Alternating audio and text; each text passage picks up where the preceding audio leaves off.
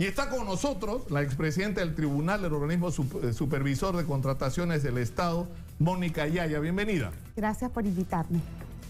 Me he metido todo un speech de introducción porque entiendo que no todo el mundo está siguiendo los casos, ¿no es cierto? Bueno. Pero esto es serio. Es serio.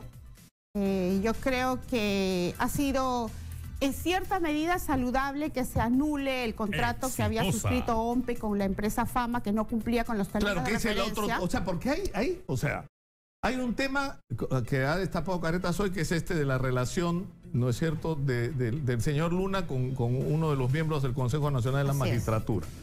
Está el otro tema de la denuncia hecha por una exfuncionaria, ¿no es cierto?, con respecto a Guerrero. La señora Guerrero, con respecto a todas las manipulaciones que han habido para favorecer la inscripción del señor Luna. A un partido político. A uno solo, que implica a la vez un trato absolutamente discriminatorio para los otros. Pero en tercer lugar hay el tema este de la contratación de la distribución de la publicidad electoral, ¿no? De la franja electoral. Claro. En este caso de la franja electoral hubo cuestionamientos que fueron descubiertos luego de un análisis que normalmente realizo como investigadora en materia de contrataciones del Estado, correcto, referidos específicamente a los términos de referencia. Yo he tenido dos cuestionamientos. Uno, que los términos de referencia no han estado bien diseñados para lo que realmente se necesita, ¿verdad? Que es que el postor cuente con personal experto en procesos electorales, experto en manejo de medios de comunicación, pero al mismo tiempo experto en procesos electorales. Y en segundo lugar, el segundo cuestionamiento, que los términos de referencia establecidos por la propia OMPE no fueron cumplidos por el proveedor que resultó seleccionado y a quien se contrató. A través de un comunicado especial difundido, no tan ampliamente como debería ser.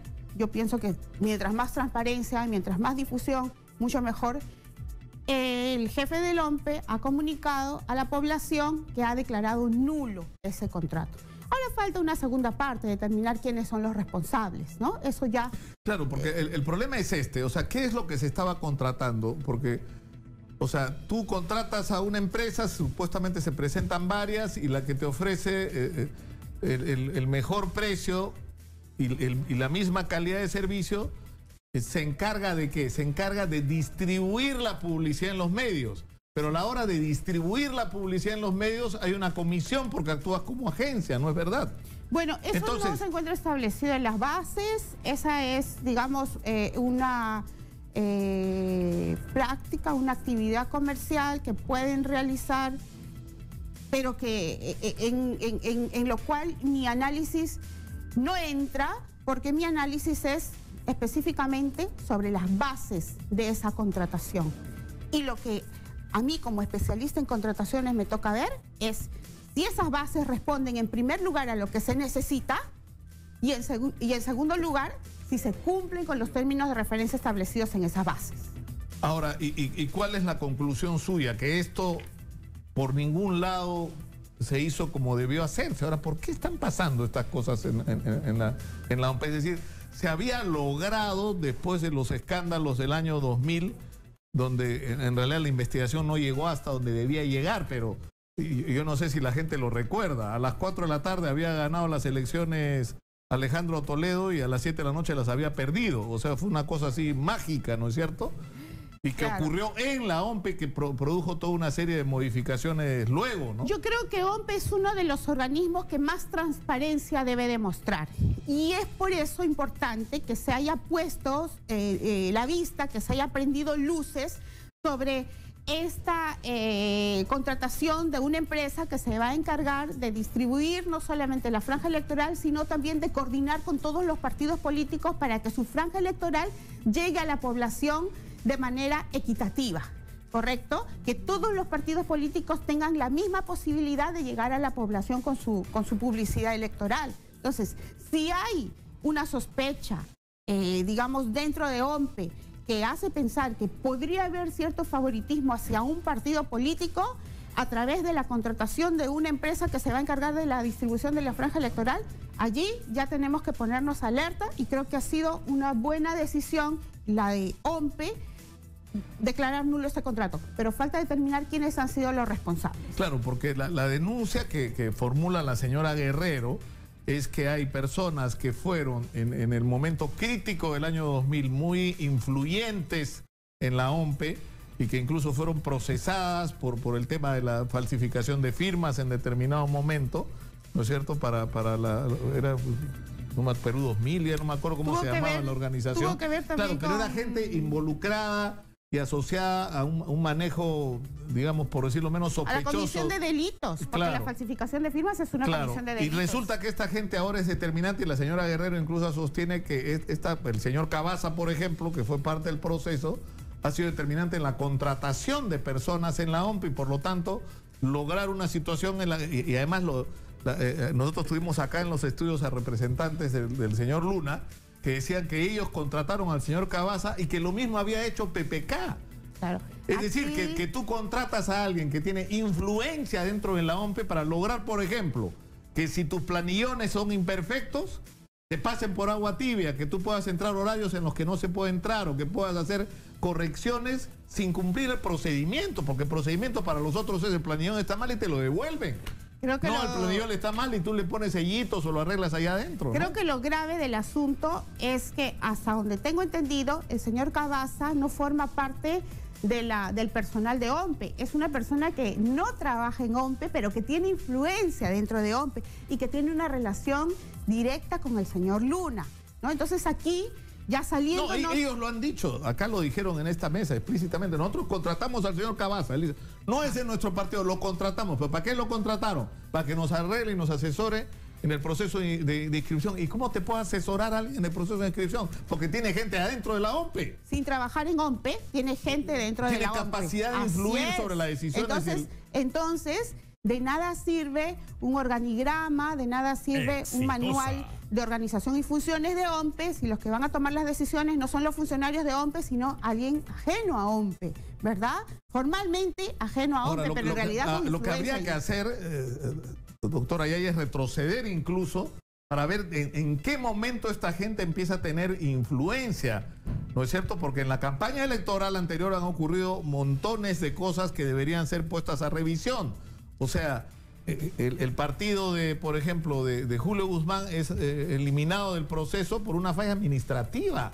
O sea, no por una violación a la democracia interna, algo que afecte, es decir, supuestamente se le sanciona y no se está sancionando al candidato, se está sancionando al partido, es decir, está sancionando a sus seguidores y militantes.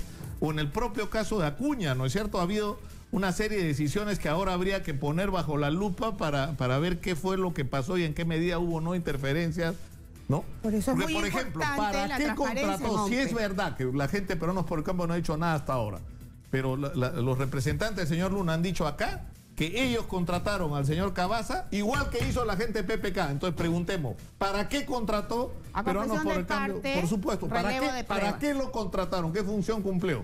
Eso tendría que responderlo el partido de PPK. Pero una cosa, hay que retroceder hasta el momento en el que es designado el vocal Noguera, el consejero Noguera en el Consejo Nacional de la Magistratura. Y retrocedamos hasta el momento en el que fue designado probablemente por José Luna, cuando José Luna era congresista de la República, para que integre el Consejo Nacional de la Magistratura, porque es allí en donde nacen las designaciones en el OMPE, ¿correcto? De acuerdo a la información que da Caretas... No, porque además el señor Noguera no... O sea, no es que reconoce que el señor Luna le compró una casa teóricamente, o sea, él le vendió una casa al señor Luna, pero la casa sigue siendo suya, ¿no es cierto? En registros públicos sigue siendo una transacción bien extraña, pero... Para un integrante del Consejo Nacional de la Magistratura es una cosa... que su esposa es decana de una de las facultades de la Universidad de Telesub del señor Luna y que tiene una vinculación con el señor Luna. Ahí tenemos en pantalla, para los que nos siguen en televisión y en las redes de la casa, que quede en Pueblo Libre, que supuestamente cuesta 380.000 soles. El señor Luna ha pagado, según una escritura, 380.000 soles por una casa hace 2 años que sigue bajo el nombre de este señor. Mira. Es decir, una persona estrechamente vinculada al señor Luna está en el Consejo Nacional de la Magistratura tomando decisiones sobre organismos como el OMPE que terminan favoreciendo al señor Luna.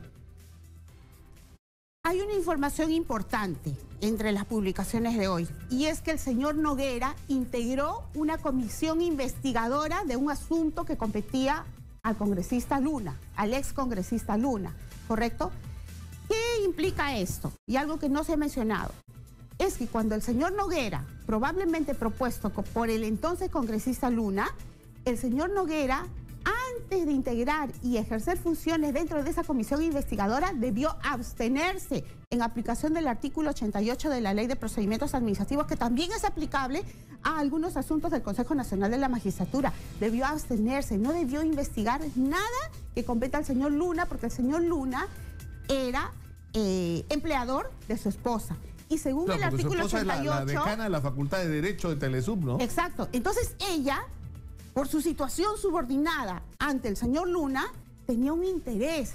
La resolución de esa comisión investigadora integrada por Noguera influía en la situación de ella como trabajadora del señor Luna, uno de los investigados. Entonces me parece que hay que revisar cuál ha sido la actuación, cuál fue el origen de la designación del señor Noguera, ¿correcto? Y cómo él se ha desempeñado de tal manera que no solicitó su abstención oportunamente. Emitió una resolución que, de todos modos, tenía influencia en la situación laboral de su esposa. Ese es el punto, ese es el kit del asunto en estos momentos. Ahora, eso nos revela algo simplemente escalofriante de cómo se está haciendo y se ha estado haciendo política en el Perú. Claro. Es decir, no es que tú tienes un ideario, no es que tú tienes una ideología, un programa, una respuesta a los grandes problemas del país, sino tú quieres el poder. Tú quieres ser presidente. Así y tú tienes billete, entonces tú empiezas a meter billete, entonces quiero inscribirme, billete y contrato a quien me haga la inscripción. Tú quieres protegerte, Exitosa. entonces tú no tienes una especie de respaldo en el Consejo Nacional de la Magistratura para cualquier problema que pueda surgir en el camino. Es decir, así no se puede, es decir, esa no es la manera de hacer político, no debería hacerlo, ¿no? Quien llegue a la presidencia de la República debe tener un partido político democrático que lo respalde. Ese partido político democrático se guía por valores. Entonces, es por eso que nosotros en los últimos años vamos para atrás, un paso para adelante y dos para atrás, un paso para adelante y dos para atrás, porque lamentablemente nuestra ciudadanía también a veces se deja llevar pues por el poder del dinero, el regalo, ¿verdad?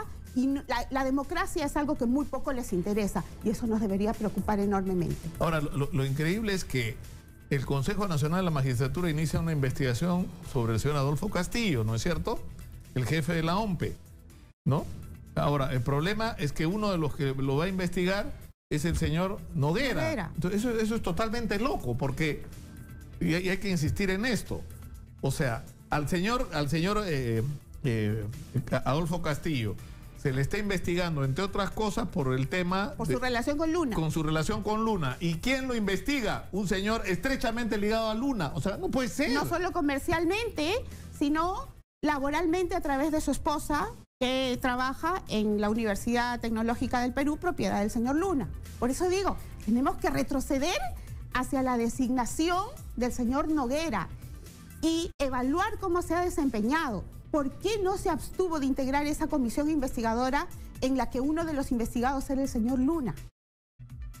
Allí está el kit del asunto.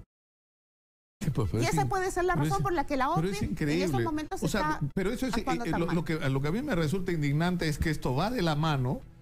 Es decir, porque tú tienes el dinero, entonces supuestamente tú has reunido las 700, no sé cuántas mil firmas que se necesitan, ¿no?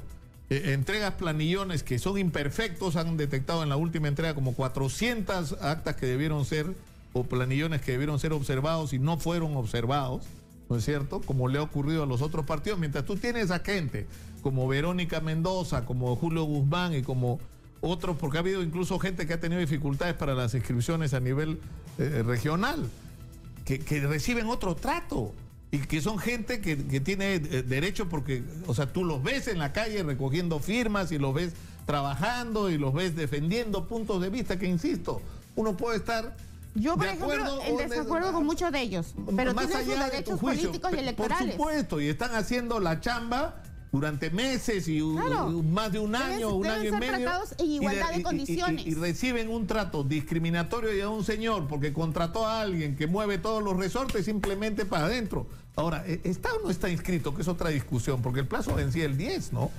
Ese tema... Y salió publicado el día 12, o sea, ¿desde cuándo rige la inscripción? Desde el día de la publicación, o sea...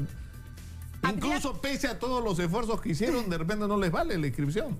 Habría que analizar allí el reglamento específicamente y especializado, cosa que yo no he hecho y prefiero no opinar sobre ese tema para no hacer... Ahora, ¿qué es lo que debería ocurrir desde su punto de vista?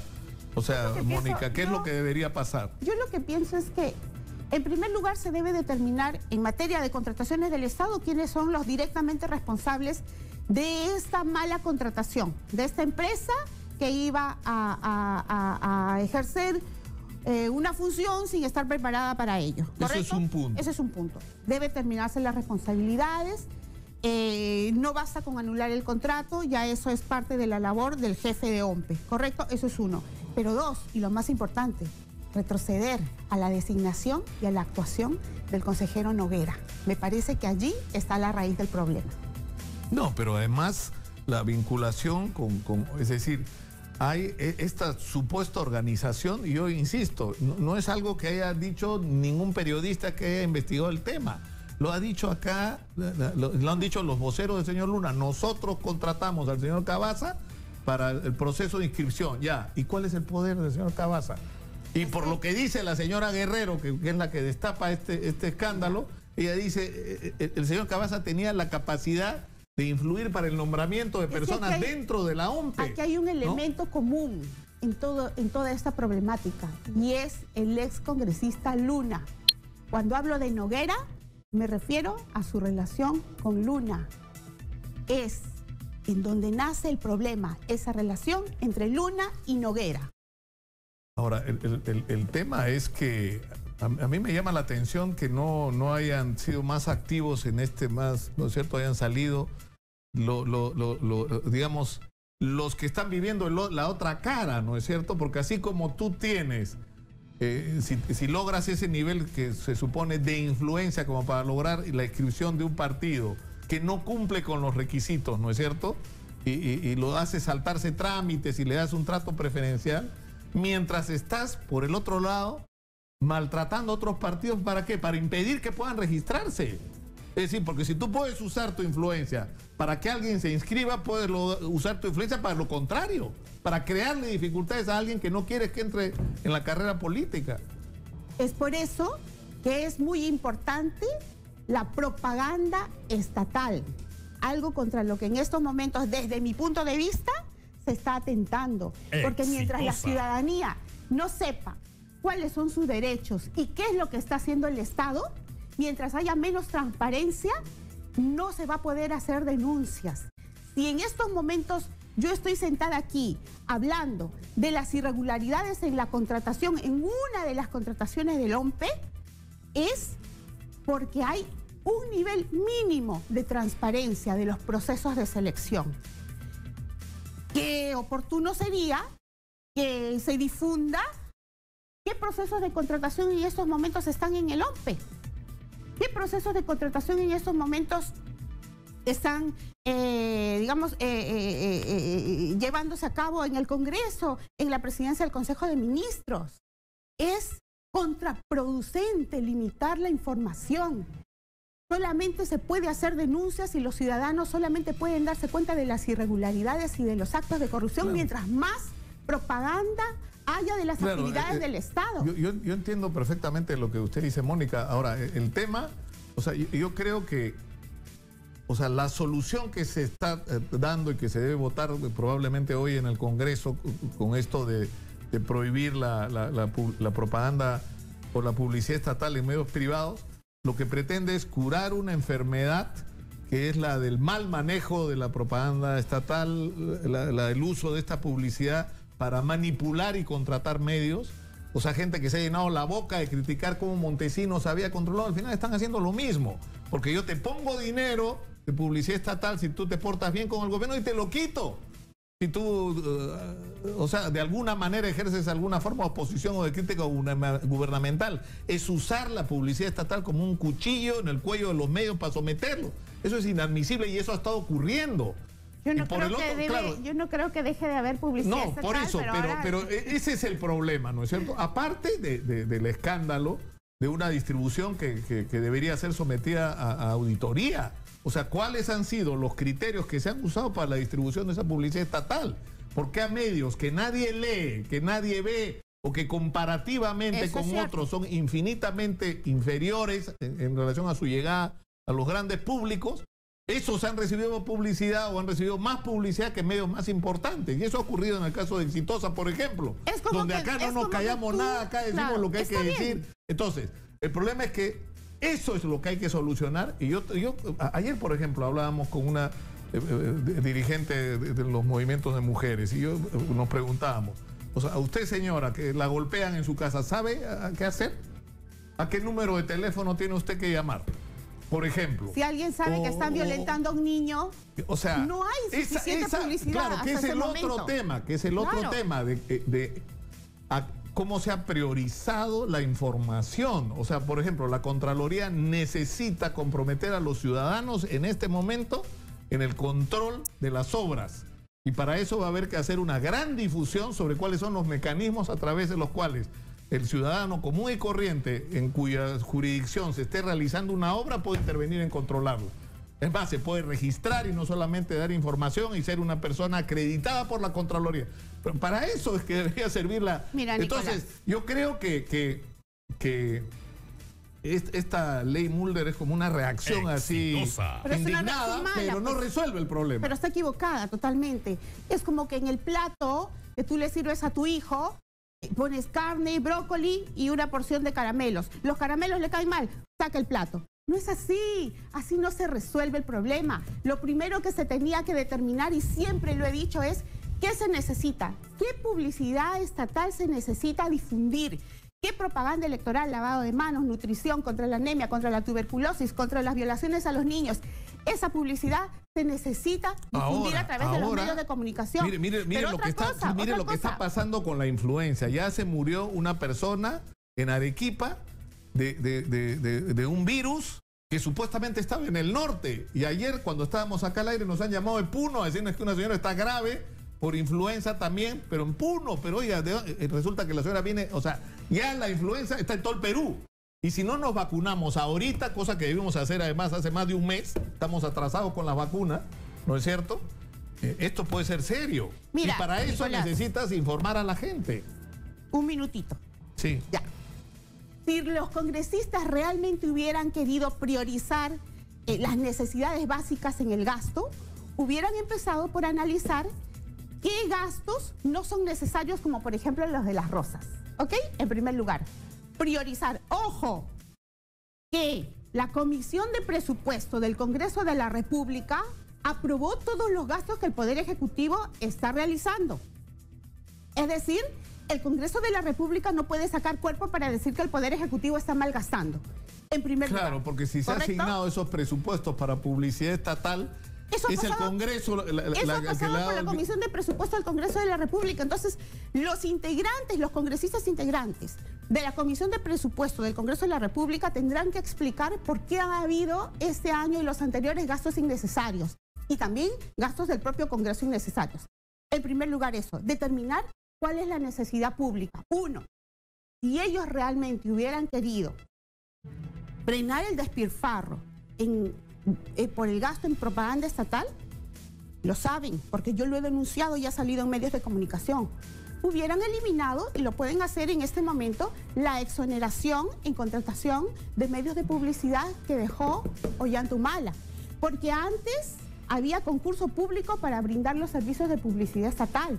Desde Ollantumala ya no hay concurso público, es materia de exoneración. No, lo que es serio de todo esto es que en realidad estamos dando ahora una discusión después prácticamente que aprueben la ley. Debió ser al revés. Por supuesto. Esto es una discusión que nos interesa a todos y yo creo, insisto, que deberíamos partir de una auditoría.